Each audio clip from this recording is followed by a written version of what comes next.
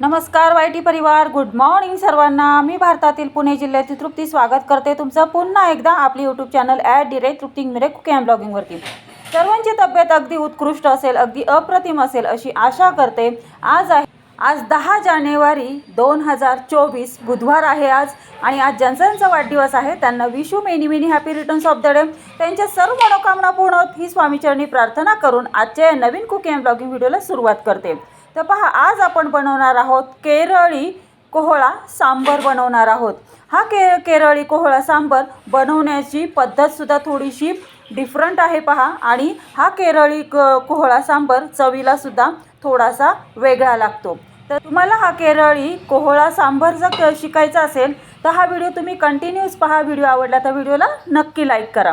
तर पहा इथे मी एक कोहळा घेतलेला आहे, त्या कोहळ्याचे 2 भाग असे करून घेतलेले आहेत। आता हा कोहळा आपल्याला कट करून घ्यायचा आहे। आता मी हा अर्धाच कोहळा इथे यूज करणार आहे सांबरसाठी, अर्धा कोहळा बाजूला ठेवणार आहे। तर पहा, अशा पद्धतीने हा कोहळा कट करून घ्यायचा। त्याच्यानंतर ह्याच्यावरच्या बिया काढून घ्यायच्या आहेत, साल काढून घ्यायचा आहे, आणि ह्याचा जो गर असतो ना तो घ्यायचा आहे। पहा, अशा पद्धतीने हा कट करायचा आहे। कोहळा आपल्या आरोग्याला खूप उपयुक्त असा आहे। पहा, कोहळ्याचे पेठासुद्धा होतो, कोहळ्याचं सांबरसुद्धा बनवता येतं, कोहळ्याचं पाकसुद्धा बनवता येतो, तर कोहळ्याचं लोणचंसुद्धा बनवता येतं पहा, आणि भाजीसुद्धा बनवता येते। तर पहा अशा पद्धतीने कोहळ्याचं साल काढून घ्यायचं आहे। तुम्ही आपलं जे पिलअपचं जे सोलणी असते ना त्या सोलणीनेसुद्धा हे साल काढलं तरी चालेल।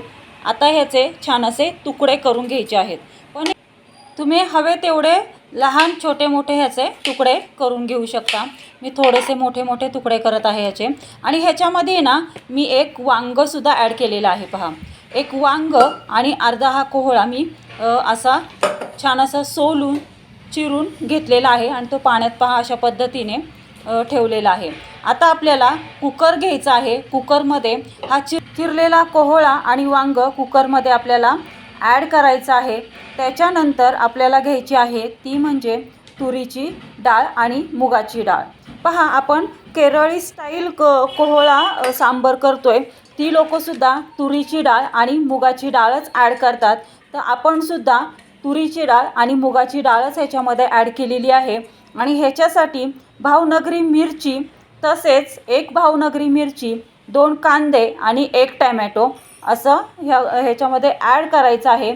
त्यानंतर 1 टेबलस्पून हळद, 1 टेबलस्पून जिरे, तसेच चवीसाठी सॉल्ट, थोडंसं चिमूटभर हिंग, आणि जवळजवळ 1.5 ग्लास पाणी ह्याच्यामध्ये ॲड करून एकजीव करून कुकरला ह्याच्या 4 शिट्ट्या होऊन कुकरला शिजवून द्यायचं आहे। पहा, आणि ह्याच्यामध्ये लाल तिखटसुद्धा ॲड केलेलं आहे। मुगाच्या डाळीला जेवढा शिजायला वेळ लागतो ना त्याच्या दुप्पट असा हा तुरीच्या डाळीला शिजायला वेळ लागतो। पहा, म्हणून 4 शिट्ट्या होऊन द्यायच्या आहेत ह्याच्या कुकरच्या, आणि मग गॅस बंद करायचा। तर पहा, 4 शिट्ट्या होऊन सांबर हे कुकरला आपण शिजवून घेतलेलं आहे। गॅस बंद करून हा कुकर आता थंड होतोय, कुकर थंड होतोय तोपर्यंत आपल्याला सांबारचा मसाला तयार करायचा आहे। आता ह्या सांबारच्या मसाल्यासाठी आपण इथे ओलं खोबरं यूज करत आहोत। इथे ओलं खोबरं मी असं चिरून घेत आहे। तुमच्याकडे जर खीस असेल खोबऱ्याचा, खवलेला खोबरं असेल तर 1 वाटी खवलेलं खोबरं घ्यायचं आहे। तसेच 4-5 कांड्या लसणाच्या पाकळ्या घ्यायच्या आहेत सोलून, आणि 2 बेडगी मिरची आणि 1 काश्मीरी मिरची ह्याच्यामध्ये ॲड करायची आहे।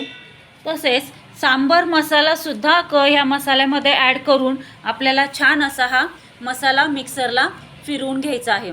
तर चला, मी हा मसाला आता मिक्सरला फिरवून घेते आणि मग भेटते तुम्हाला।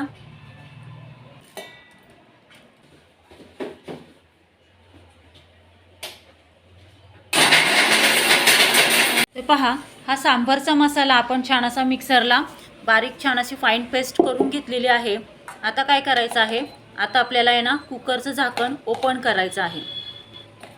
कुकरचं झाकण ओपन केल्याच्या नंतर प्रथम हे सांबर आहे ना शिजवलेलं, हे आपल्याला रवीने छान असं घुसळून घ्यायचं आहे।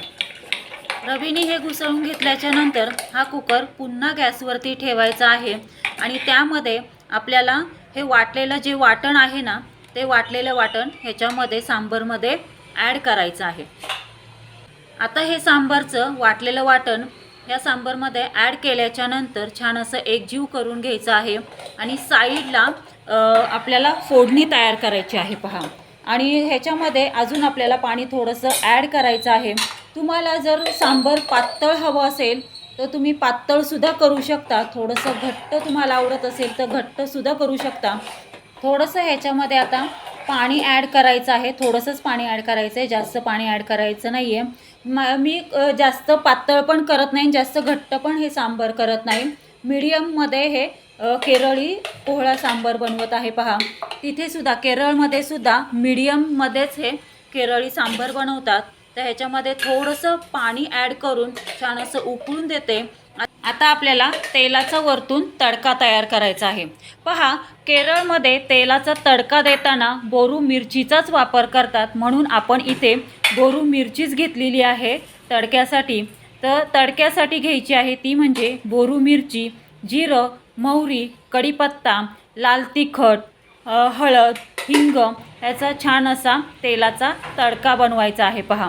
तेल अशा पद्धतीने हा तडका म्हणजेच फोडणी तयार करायची आहे।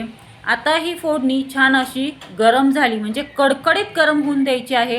ही फोडणी तडका आपण जशी भाजीला फोडणी करतो ना त्याच पद्धतीने करायची आहे, फक्त ह्याच्यामध्ये आपल्याला वरतून ही फोडणी द्यायची आहे, म्हणजेच वरतून आपल्याला हा तडका त्या सांबारवरती द्यायचा आहे पहा। छान असा हा तडका म्हणजेच फोडणी छान अशी गरम कडकडीत होऊन देते आणि मग भेटते तुम्हाला पहा। छान अशी आपली ही फोडणी म्हणजेच तडका आपला हा तयार झालेला आहे। आता गॅसवरती पुन्हा हा सांबार ठेवायचा आहे। आता ह्याच्यावरती आपण ही फोडणी देऊयात पहा। इतका मस्त खमंग असा वास सुटलेला आहे ना ह्या फोडणीचा, म्हणजे घरभर ह्याचा अरोमा आलेला आहे। इतकी छान सुगंध असा हा तडका बसलेला आहे, म्हणजेच फोडणी बसलेली आहे पहा ह्या सांबारला। तर आता ह्याच्यामध्ये आपल्याला छान अशी हिरवीगार चिरलेली कोथिंबीर ॲड करायची आहे।